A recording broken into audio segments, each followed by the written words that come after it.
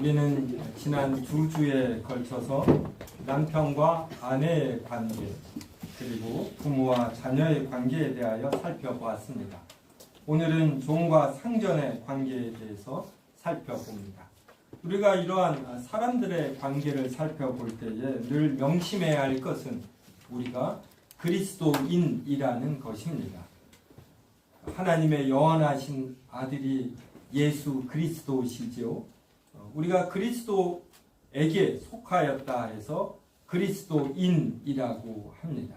그래서 구원을 받은 것, 이것을 우리가 알면서 구원을 받은 자로서 어떠한 삶을 살아야 하는가라는 이러한 실천적인 면, 이러한 것을 바라보는 시각, 이것을 가져야 합니다.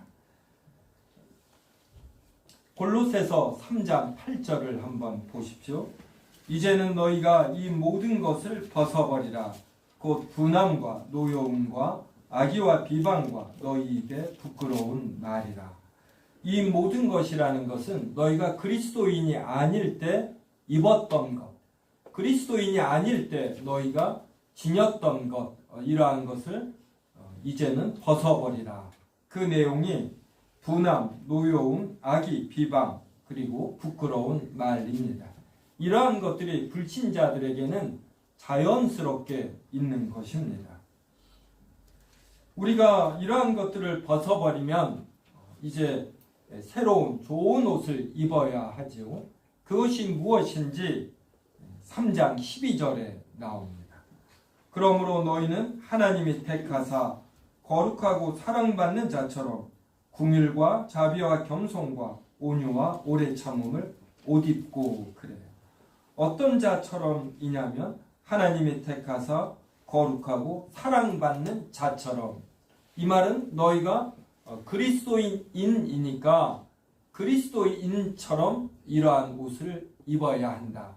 너희가 신자라면 신자에게는 긍휼, 자비, 겸손, 온유, 오래 참음, 이러한 것들이 갈수록 풍성이 있어야 한다.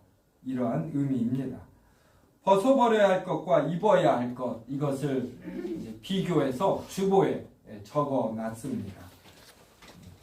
한번 보면 분함, 노여움, 악의, 비방, 너희 입에 부끄러운 말, 이러한 것들이 우리가 신자일지라도 이 잔재가 일부가 남아 있습니다.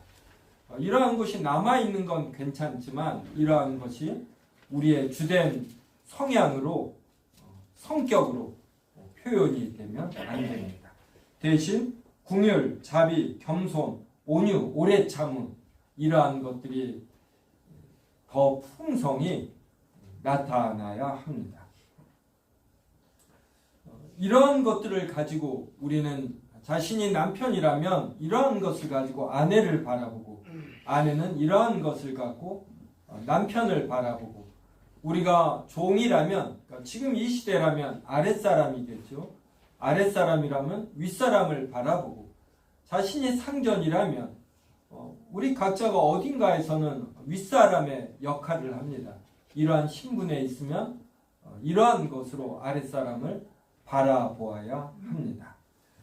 오늘 본문에 의거해서 신자는 육신의 상전들에게, 즉 육신의 윗사람들에게 어떻게 대해야 하는지 살펴보고자 합니다. 골로새서 3장 22절 보면은 모든 일에 육신의 상전들에게 순종하라 그럽니다. 순종을 하는데 그 순종의 형태가 어떠한 것이냐면 사람을 기쁘게 하는 자와 같이 눈가림만 하지 말고 오직 주를 두려워하여 성실한 마음으로 하라 그럽니다. 사람은 내면을 보지 못하죠. 중심을 보지 못하고 외모만 보기 때문에 그 사람의 눈에 드는 이러한 겉의 행위, 이것만 하지 말고 오직 주를 두려워하여 성실한 마음으로 하라 그래요. 주께서는 우리의 중심을 보십니다. 지금 하늘 높이 정찰 인공위성들이 얼마나 많이 떠 있는지 모릅니다. 그래서 북한이 여러 잠수함을 갖고 있는데 물속에 들어간 잠수함은 보지 못해도 이 항구에 잠수함이 정착되어 있는 것, 이것은 전부 다 파악을 합니다. 그래서 북한의 잠수함이 언제 바닷속으로 들어갔는지 이러한 것들을 다 파악을 해요. 근데 잠수함은 물속에 들어간 거 보지 못하고, 그리고 위에 가림막이 있으면 보지 못합니다. 우리 사람의 눈도 그렇죠. 사람의 눈은 10길 물속까지는 봐요.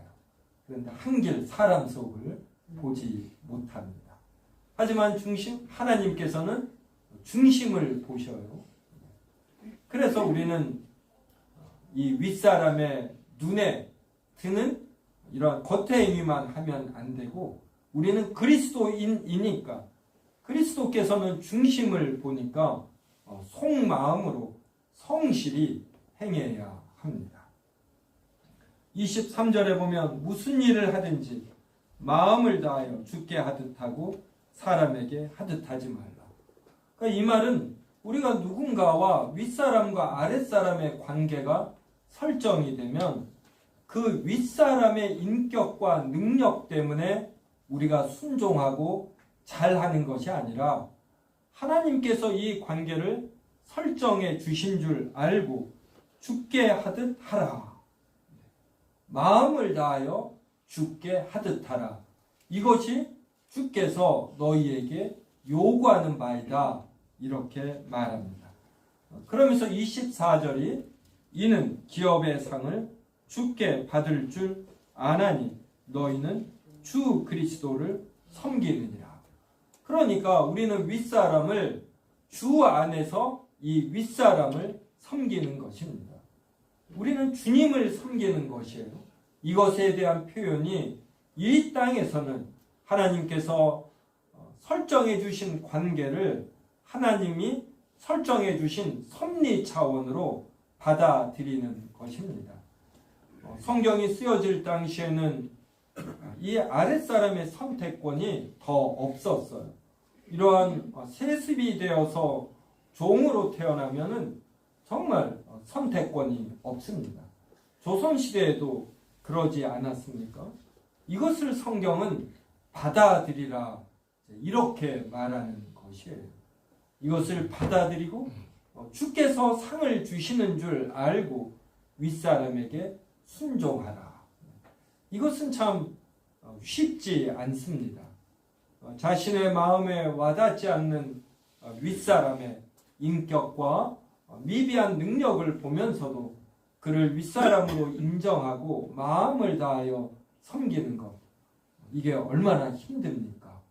그런데 성경은 하나님의 섭리 차원에서 받아들이고 궁극적으로 하나님께서 상을 주시는 줄 알고 윗사람을 마음을 다하여 섬기라 이렇게 말을 합니다. 25절에 불의를 행하는 자는 불의의 보응을 받으리니 주는 사람을 외모로 취하심이 없느니라. 이 땅에서 어떠한 실력과 인격이 있더라도 하나님은 다 정확히 파악하시고서 그대로 보응하신다 이렇게 말씀하십니다. 우리 성경 말씀 하나 보겠습니다. 주보에 적어 놓았는데 베드로전서 2장 18절에서 25절입니다. 저와 한 절씩 읽겠습니다. 사원들아 범사에 두려워함으로 주인들에게 순종하되 선하고 관용하는 자들에게만 아니라 또한 까다로운 자들에게도 그리하라.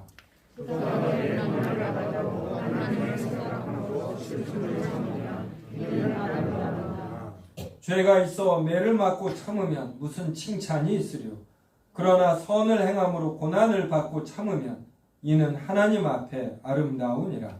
이를 위하여 너희가 거짓을 받았으니 그리스도도 너희를 위하여 고난을 받았다. 너희에게 물을 줘 그것을 따라오게 하여 감사합니다. 그는 죄를 범하지 아니하시고 그 입에 거짓도 없으시며 욕을 하시되 받되 영하지 아니하시고 하시되 영하지 아니하시고 오직 공의를 행하시는 이에게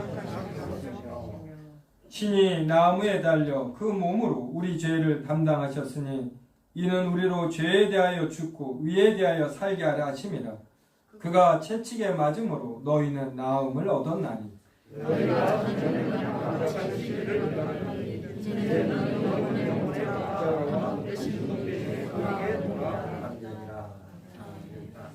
베드로도 똑같이 2장 18절에서 사환들아 범사에 두려워함으로 주인들에게 순종하라 그럽니다. 그런데 선하고 관용하는 자들에게만 아니라 또한 까다로운 자들에게도 그리하라 이렇게 말을 합니다. 부당하게 고난을 받아도 하나님을 생각함으로 슬픔을 참으면 이는 아름답다 이렇게 말합니다. 성도 여러분, 이거 이해되셔요? 부당하게 고난을 받아도 하나님을 생각함으로 슬픔을 참으면 이는 아름답다. 이것은 아마 행해 보신 분만 알 것입니다. 자신은 정말 정당하고 떳떳합니다. 그래서 이렇게 부당하게 고난을 받아요. 그런데 그때 이 부당함을 크게 드러내지 않고 이것을 이렇게 참아내면서 여전히 윗사람의 권위를 인정하며 자신에게 주어진 바를 행하는 것입니다. 그때 어떤 당당함에서 오는, 그리고 하나님께서 인정해 주신다라는 확신 속에서 오는 이러한 기쁨과 평안함이 있습니다. 이것은 참 경험적 차원의 일이지요. 그러면서 이것을 즐길 수가 있는 것이에요. 그래서 윗사람이 무엇을 말해도 내가 순종하겠다라는 이러한 생각을 갖고 그대로 행할 때에 일들이 순적히 진행이 되고, 윗사람과의 관계에서 외적인 관계는 윗사람이 분명히 윗사람이지만 영적으로 그리고 내적으로는 내가 어느덧 윗사람이 된 것을 확인하게 되는 것입니다. 그래서 윗사람도 이것을 느끼는 것이에요. 이것이 몇 번 반복이 되면 윗사람의 기가 꺾이고 부당한 지시를 하며 그가 부끄러워하는 이러한 것을 느끼게 됩니다. 그리스도인은 이를 위하여 부르심을 받았습니다. 그리스도인은 그리스도에게 속한 자예요. 그리스도께서 먼저 이러한 본을 보이셨습니다. 21절 보십시오. 이를 위하여 너희가 부르심을 받았으니 그리스도도 너희를 위하여 고난을 받으사 너희에게 본을 끼쳐 그 자취를 따라오게 하려 하셨느니라. 그리스도가 고난을 받으며 본을 끼쳤어요. 그리스도의 삶이 우리의 본입니다. 그래서 우리는 늘 예수 그리스도께서는 어떻게 행하셨는가, 이것을 모델로 생각해야지 됩니다. 22절에 그는 죄를 범하지 아니하시고 그 입에 거짓도 없으십니다. 그런데 욕을 당하시되 맞대어 욕하지 아니하시고 고난을 당하시되 위협하지 아니하셔요. 요 사이는 이렇게 우리가 가르침을 받지 않습니다.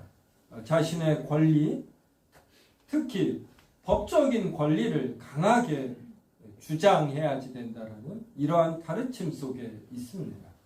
우리는 시대의 평균적인 행동이나 태도, 이러한 것을 무시할 필요는 없지요. 그래서 우리가 법의 도움을 받을 건 받아야지 됩니다. 이것은 지혜의 차원이에요. 그런데 우리가 항상 마음에 가져야 할 자세는 바로 긍휼, 자비, 겸손, 오래 참음, 이러한 것으로 마음속에 가득 채우고 그 하에서 법적인 대처도 하는 것입니다.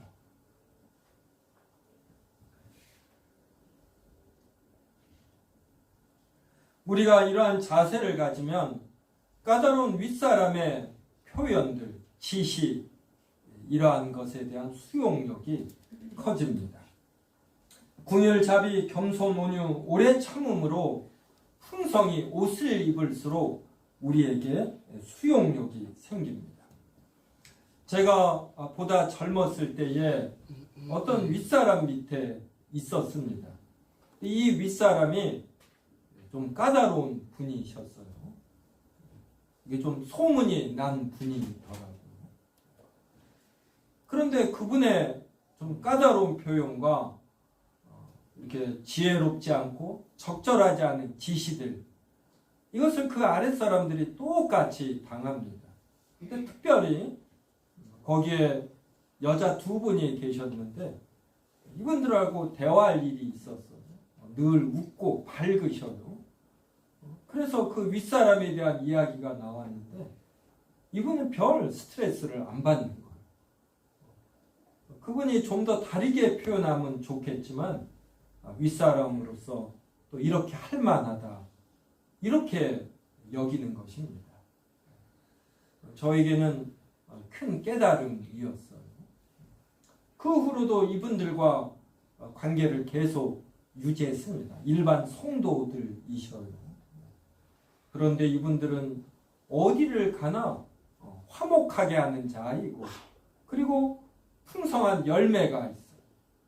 그리고 특별히 그 중에 한 분은 우리 세운교회가 서초동에서 일로 이사 올 때 우리 교회의 형편을 생각하며 헌금도 해주셨어요. 제가 잊을 수가 있겠습니까? 또 다른 몇 분은 같은 아랫사람들인데 이 윗사람을 참 힘들어 했습니다. 그래서 자주 불평하고 흉을 보고 그 후로도 관계가 이어져서 봤습니다. 또 어느 회사에 들어갔어요. 역시 똑같은 자세와 태도입니다. 제가 10살 더 넘게 많기 때문에 한 번은 만날 기회가 있어서 그가 저를 신뢰하기 때문에 정말 애정 있게 제가 말했어요. 이렇게 한 15년 전이나 지금이나 공통된 현상이 있지 않느냐. 그러니 이렇게 바라보는 시각, 태도를 한번 우리가 바꾸어 보면 어떻겠느냐고. 이렇게 오리 아시죠? 물 위에 떠다니는, 물 위에서 생활하는 오리들 있습니다. 이런 조류가 이 물속에 들어갈 때 먼저 하는 일이 있어요. 그것은 꼬리 부분에서 액이 나옵니다. 이것을 가지고 자신의 날개들에 이것을 바릅니다. 그러면 이것이 방수액이 돼요. 그래서 날아다니는 조류가 물속에서 오래 생활해도 이 날개가 젖지를 않습니다. 날개가 젖어서 무거워지면 다시 날 수가 없는 것이에요. 그래서 방수액이 있어서 이 밖에 있는 물이 깊이 침투하지 않는 것입니다. 그래서 그리스도인은 부당한 처사를 견뎌내는, 또 버텨내는, 그리고 오히려 이것을 이겨내고 이것을 참고 견디며, 그래서 주님 앞에서 아름다운 것임을 알고 즐기고 누리는 이러한 능력이 있어야지 됩니다. 신자는 섬세해야지 돼요. 그래서 남에게 유익을 끼치고 남들의 덕을 세우는, 그들의 자존감을 높이는 표현과 행동을 할 줄 알아야지 됩니다. 그런데 이런 섬세함이 남이 나에게 행하는 언어와 지시 등에서 너무 민감하면 안 됩니다.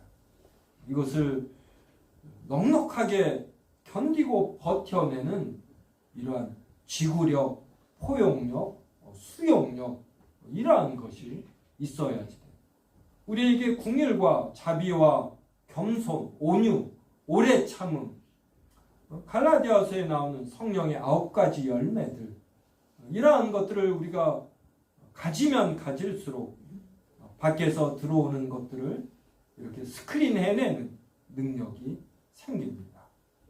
그러니까 우리는 새벽 기도 때, 자신의 기도 시간에 이러한 성령의 열매가 자신 안에 거하도록, 그래서 단지 옳고 그름을 분별하는 능력만이 아니라 부당한 처사에서도 사람들과의 관계를 설정하는 능력이 생기도록 이것을 위해서도 기도해야지 됩니다.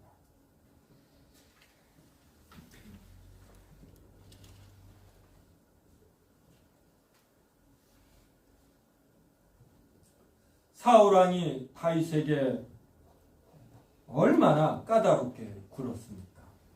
베드로전서 2장이 말하는 것처럼 까다로운 윗사람, 상전의 주인에 속합니다. 사울 왕은 다윗을 죽이려고 했어요. 다윗은 몇 년간을 도망 다녔습니다. 사울이 죽인 자는 천천히요, 다윗이 죽인 자는 만만이다라는 이 말을 못 받아들인 것입니다. 그러니까 이 내면이 좁으면은 하나님께서 사울 왕에게 만만을 죽인 정말 충실한 다윗이라는 부하를 준 것이고, 사울이 그를 수용해내는 포용력만 있었으면 사울 왕조는 얼마나 튼튼하겠습니까? 그런데 그에게는 궁율, 온유, 겸손 이러한 것이 없었어요. 비교의식이 강했던 것입니다.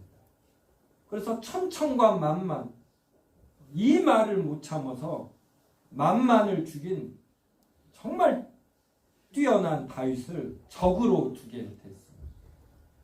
그런데 다윗의 뛰어남은 자신을 죽이려는 사울에게 순종했다라는 것입니다. 다윗이 도망다니는 중에 사울을 죽일 절호의 기회가 있었어요.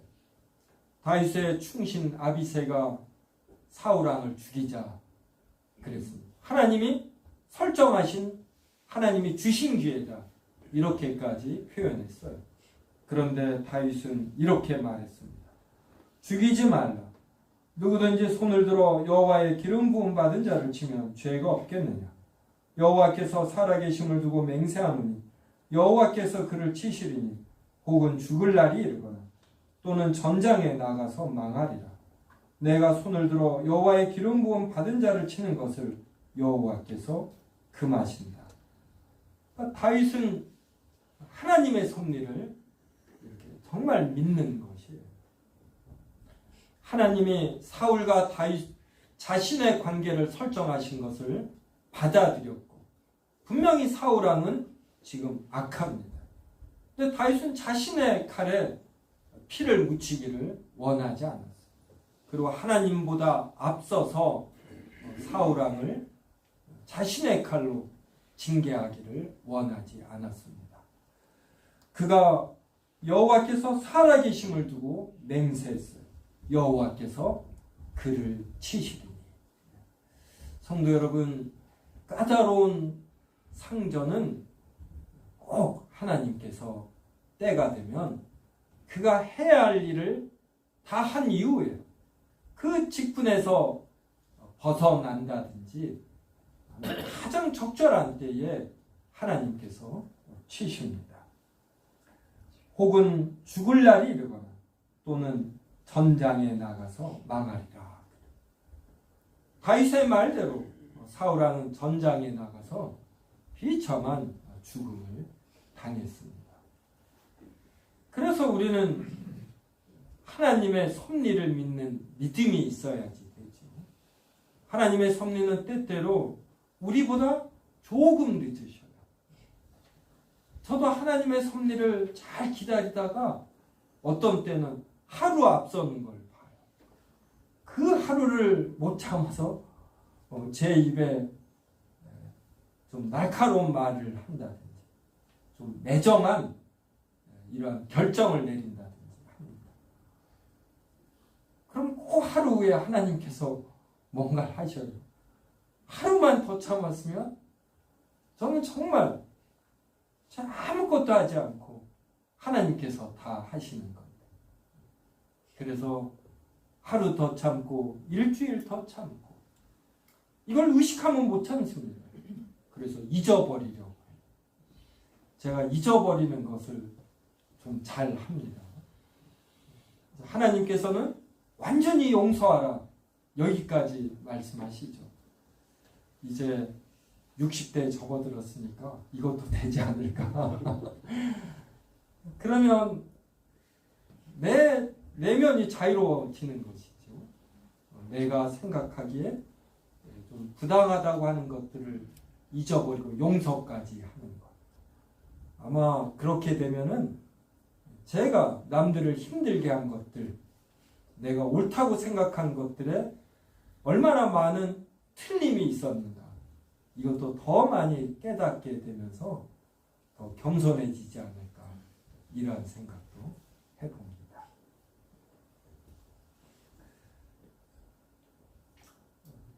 성도 여러분, 우리도 예수님처럼 고난을 받아도 맞대어 욕하지 아니하고 위협하지 아니하고 오직 공의로 심판하시는 이에게 부탁할 줄 알아야 합니다. 이러한 내용으로 서로를 격려하고 때로는 권면해야지. 누가 이 부당함으로 조급해하고 성급해하고 무언가를 표현하려고 할 때 옆에서 기름 붓지 마셔요. 그때 이렇게 잠재울 줄 알아요. 그만하고 맛있는 거 먹으러 가자고. 이렇게 한두 시간 지나면 가라앉습니다. 그때 하나님의 말씀으로 서로를 세우고 격려하는 것이죠. 이게 성도의 교제이고 성도의 교제가 주는 큰 유익입니다. 예수님께서 모든 것을 참으시고 본을 보이신 것은 우리로 죄에 대하여 죽고 의에 대하여 살게 하려 하십니다. 지금의 문화와 정서로 보면 그리스도인이 이렇게 하면 바보 소리를 듣습니다. 하지만 동시에 이 존중함을 받는 것입니다. 모든 사람은 자신의 주변의 사람들의 행위를 관찰합니다. 그런데 선행이 쌓이면 이렇게 비난하려던 마음이 부끄러움을 당하고 이 사람을 결정적으로 인정하게 됩니다. 그래서 우리가 누구에게 인정을 받고 존중을 받는 데는 시간이 걸립니다. 한 교회에서 3년, 5년, 7년, 10년 생활하면 대강 알잖아요. 그 시간 속에서 인정받는 것, 하나님께서 그것을 기뻐하십니다. 우리 이 1층을 10년간 동작구청에 장기무상 임대해주고 동작구청에서 구립 세움 어린이집을 세웠습니다. 갈수록 이 교사들의 권한이 강해지는 걸 봐요. 10년 동안 제가 위탁체 대표로 지켜보지 않았습니까? 예전에는 원장님이 그냥 자연스럽게 부탁하는 것도 이것이 법적으로 어긋난 행위가 되는 것이에요. 그래서 우리 1층 현관에 어린이집 자동문이 있지 않습니까? 그 앞이 지저분해요. 이걸 누가 청소해야지 됩니까? 나중에 보니까 원장님이 청소하는 거예요. 이건 좀 법적으로는 교사에게 청소할 의무가 없겠지요. 하지만 마음에 궁율과 겸손과 온유와 오래 참음, 사람을 세우려는 마음이 있으면 교사 중 누군가가 하는 것입니다. 처음 하면은 바보처럼 보이겠지요. 근데 계속해서 쌓이면 그가 그 어린이집의 리더가 되는 것이에요. 그래서 요사이는 무슨 일이 있으면 다 법으로 해결하려고 합니다. 법 이전에 좋은 문화와 정서, 이러한 것이 있는 거예요. 그래서 기독교인이 이 사회에 흘러보내는 맑은 물은 바로 이러한 문화, 좋은 문화 창출에 기여하는 것입니다. 그래서 우리는 법을 알고 법의 도움을 받되 법 이전에 공동체의 덕을 세우는 것, 이것이 중요함을 알고 기본적으로 이렇게 생각해야지 돼요. 청소하고 이러면 몸 움직여서 더 좋습니다. 조금만 달리 생각하면 굳은 일 조금 더 하면서 우리에게 큰 유익이 되는 것입니다. 그렇다면 윗사람은 아랫사람을 향하여 어떻게 해야 합니까? 4장 1절을 보면 의와 공평을 베풀어야 합니다. 윗사람에게도 하늘의 상전이 계시기 때문입니다. 사울왕이 어떻게 죽임을 당했습니까? 다윗 왕이 보복을 하지 않자 하나님께서 그에게 의와 공평을 베풀었어요. 다윗이 사울왕을 죽였으면은 다윗이 그 후에 왕이 됐겠죠. 그 후에 사람들이 다윗 왕과 그의 후손들이 잘못하면 언제든지 이 왕을 죽이는 것입니다. 근데 이 남유다에서는 쿠데타가 한두 번 있었어요. 그래도 역성혁명은 일어나지 않아요. 꼭 다윗의 후예가 왕이 되었습니다. 이러한 전통 문화가 생기는 것은 다윗 왕이 끝까지 사울 왕에게 순종했기 때문인 것이에요. 그래서 한 교회나 한 가정이나 그리고 회사나 국가에서도 중요한 게 정신이에요. 정신. 모두가 이것만은 지키고 나가야 된다라는 이러한 정신과 문화가 있는 것. 우리 집은 가정예배는 주일날 저녁에 하는 가정예배는 지켜야 한다. 이러한 정신과 문화가 있어요. 몇 가지 있습니다. 이러한 것들을 많이 갖는 가정, 교회, 그리고 회사, 국가가 10년, 20년이 지나면 꼭 부유하게 됩니다.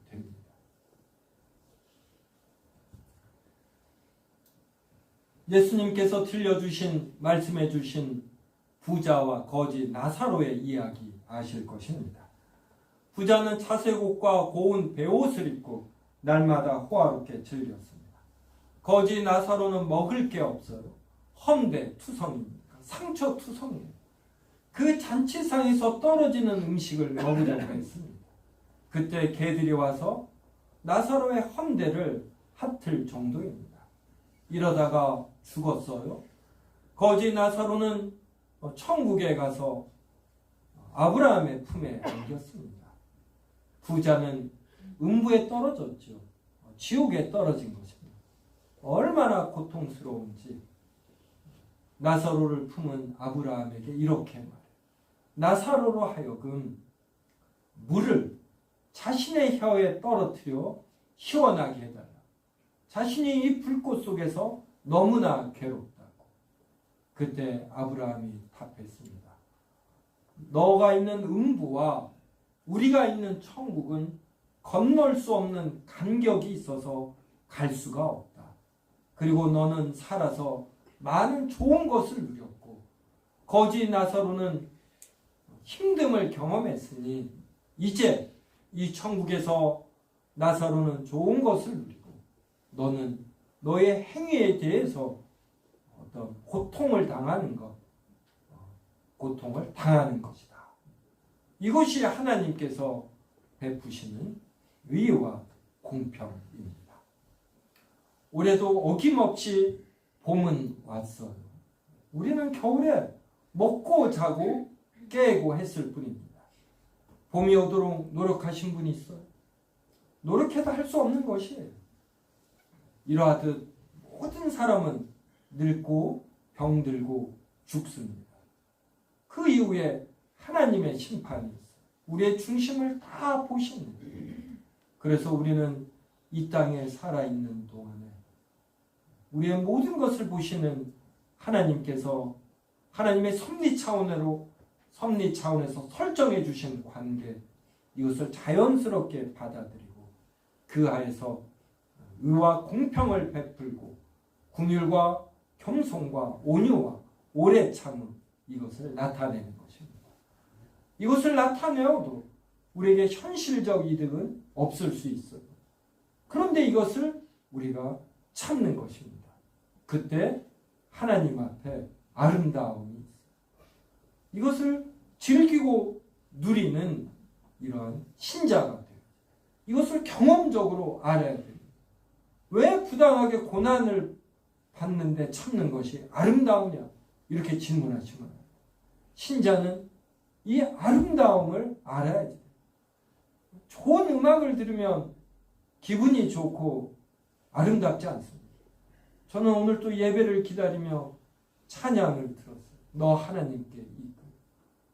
너무 좋습니다. 그러하듯이 신자는 부당하게 고난을 받아도 참고 견디면 이게 아름다운 것입니다. 이게 즐길 만한 것입니다.